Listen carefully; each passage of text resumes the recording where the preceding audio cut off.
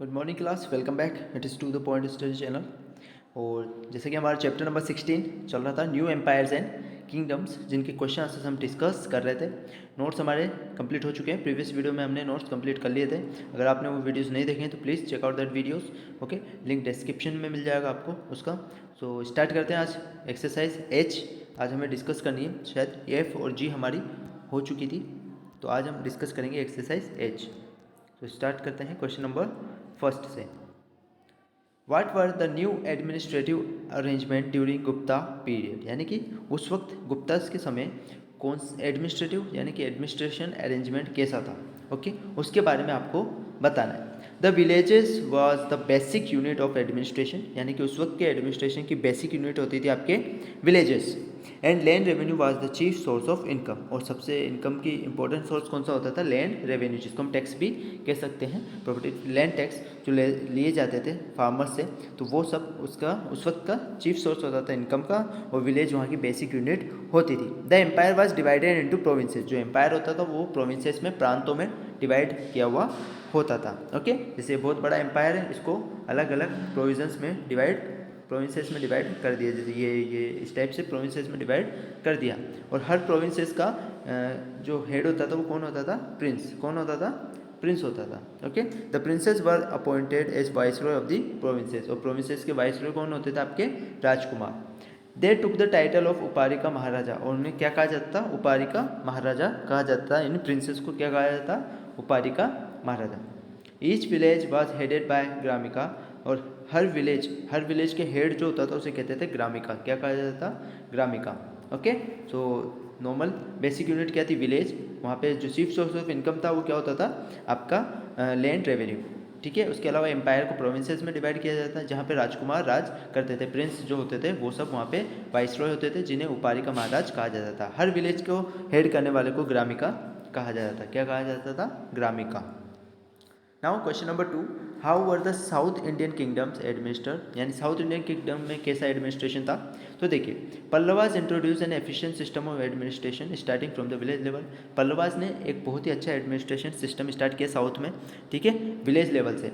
The local assembly of ब्राह्मण land owners was called sabha. वहाँ की जो लोकल असेंबली होती थी, जिसके अंदर कौन होते थे? ब्राह्मण होते थे। ओके, ब्राह्मण लैंड ओनर्स की एक लोकल असेंबली यानी कि एक सभा होती थी, जिसको कहा जाता है हिंदी में सभा। क्या कहा जाता था? सभा। तो लोकल असेंबली ऑफ ब्राह्मण लैंड ओनर्स को क्या कहा जाता? सभा कहा जाता था। The local assembly of a village where the land owners were not Brahmins. देखो, दो तरह से लोकल असेंबली, एक लोकल असेंबली तो ब्राह्मण की, और एक बिना ब्राह्मण के, मतलब एक तो ब्राह्मण होते थे और एक ब्राह्मण नहीं होते थे। जो ब्राह्मण वाली लोकल असेंबली थी उसे तो सभा कहते थे, और जिनके अंदर ब्राह्मण नहीं होते थे उन्हें कहा जाता था उर। क्या कहा जाता था? उर, UR। क्या कहा जाता? उर। ओके, आगे समझ में? यानी कि वो लोकल असेंबली जिसमें ब्राह्मण लैंड ओनर्स होते थे उसे तो कहा जाता था सभा। क्या कहा? सभा। और वो लोकल असेंबली जिसमें ब्राह्मण नहीं होते थे उन्हें कहा जाता था Ur. In the towns the Nagaram was an organisation of merchants, और टाउन्स के अंदर नागरम नाम का एक मर्चेंट का ऑर्गेनाइजेशन भी होता था। मर्चेंट यानी क्या होते हैं? व्यापारी, बिजनेसमैन। ओके, तो मर्चेंट्स का ऑर्गेनाइजेशन को उस वक्त कहा जाता था नागराम। क्या? नागराम। ओके, आई थिंक आपको समझ में आ गया हो। Okay, let's move to the next question.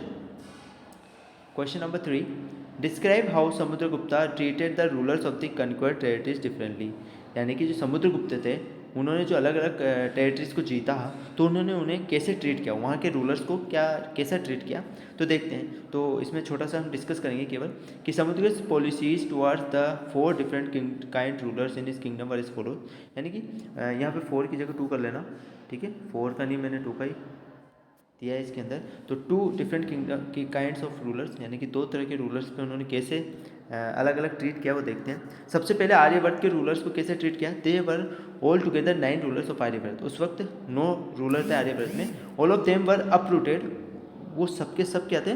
Uprooted. Okay, मतलब उनको उखाड़ के फेंक दिया था इसने, समुद्रगुप्त ने सबको हरा दिया था। And their kingdom were made a part of Samudragupta's empire, और समुद्रगुप्ता ने उसको अपने एम्पायर के अंदर ले लिया था। यानी कि आर्यवर्त में जो 9 के 9 रूलर थे उन सबको जो समुद्रगुप्ता उसने हरा दिया था।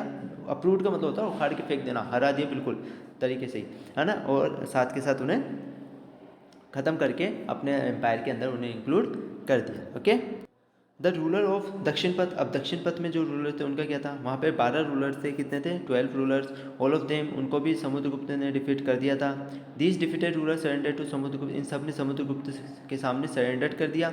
But Samudragupta showed leniency he allowed them to rule again, और उन्होंने उनको रूल वापस से करने के लिए कह दिया, यानी समुद्रगुप्त ने थोड़ी सी दया दिखाई और उन्होंने उनको क्या कर दिया कि आप वापस से रूल कर दो। तो कैसा डिफरेंस हुआ, देखो आर्यवर्त के अंदर तो इसने सबको मार दिया, यहाँ पे जब इनके सामने सरेंडर किया तो इनको वापस से कहा कि चलो कोई बात नहीं, तुम तुम्हारी भूमि लैंड जो भी है तुम्हारा एम्पायर तुम रखो, कोई दिक्कत नहीं है, ठीक है। तो यहाँ पे तो इन्होंने दया दिखाई और यहाँ पे इन्होंने क्रूरता दिखाई। ओके, तो इस टाइप से इन्होंने अलग अलग तरीके से जो रूलर्स थे उनके साथ व्यवहार किया था, और यही हमारे क्वेश्चन में पूछा गया था। ओके, बस इस 4 को 2 कर लेना है यहाँ पे, क्योंकि 4 नहीं, हमने केवल 2 डिस्क्राइब किए क्योंकि आंसर ज़्यादा बड़ा हो जाता।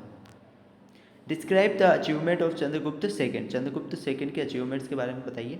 His first expedition led to the conquest of west, इसका जो पहला एक्सपेडिशन जो थी वो कहाँ पे थी, वेस्ट की तरफ, यानी कि कहाँ सबसे पहले लड़ने गए, वेस्ट की तरफ, जहाँ पे इन्होंने शाकास को हरा दिया और इनको विक्ट्री मिली। ठीक है, किनको हराया इन्होंने, शाकास को हराया, किसने, चंद्रगुप्त सेकेंड ने। जैसे ही इन्होंने शाकास को हराया तो इनको एक टाइटल मिला जो कि क्या था, विक्रमादित्य। किसका टाइटल मिला, विक्रमादित्य का, विक्रमादित्य की इनको उपाधि दी गई। विक्रमादित्य का मतलब होता है सन ऑफ पावर, यानी कि ताकत का सूर्य। ठीक है, सूरज, ताकत का सूरज, इस तरीके की उनकी उपाधि मिली। क्यों मिली थी, क्योंकि इन्होंने शाकास को हराया था। इन्होंने उज्जैन के जो शाकास थे उनको क्या कर दिया था, हरा दिया था, जिसकी वजह से इनको ये अचीवमेंट, ये टाइटल मिला। ओके, तो ये इनका एक अचीवमेंट था। ऐसे ही हमें हर्षवर्धन के बारे में भी अचीवमेंट्स बताने हैं कि जो हर्षवर्धन थे उसके क्या अचीवमेंट थे। तो देखो, हर्ष ने कन्नौज को कन्क्वेयर किया, मगध को जीता, फिर उसके बाद बंगाल को जीता। इन्होंने बुद्धिज्म को फैलाया, बुद्धिज्म के बारे में प्रचार किया, इसके साथ साथ बहुत सारे स्तूप बनाए, ठीक है, बहुत सारे हॉस्पिटल्स को फाउंड किया। इसके साथ साथ इन्होंने 5th बुद्धिस्ट असेंबली जो कि कन्नौज में हुई उसे भी ऑर्गेनाइज करवाया था। ठीक है, कौन सी बुद्धिस्ट असेंबली को, 5th बुद्धिस्ट असेंबली को कन्नौज में ऑर्गेनाइज करवाया था। किसने करवाया था, आपके हर्षवर्धन ने। किसने करवाया था, हर्षवर्धन। ओके, सो ये हमारे क्वेश्चंस कंप्लीट होते हैं आज। अब जो रिमेनिंग क्वेश्चंस है वो हम नेक्स्ट वीडियो में डिस्कस कर लेंगे। जो भी MCQ fill in the blanks हैं वो सब हम नेक्स्ट वीडियो में डिस्कस कर लेंगे और ये चैप्टर भी हमारा खत्म कर देंगे। Okay, so thank you class for watching this video. If you like this video, hit the like button, subscribe my channel. Till then, see you, bye bye.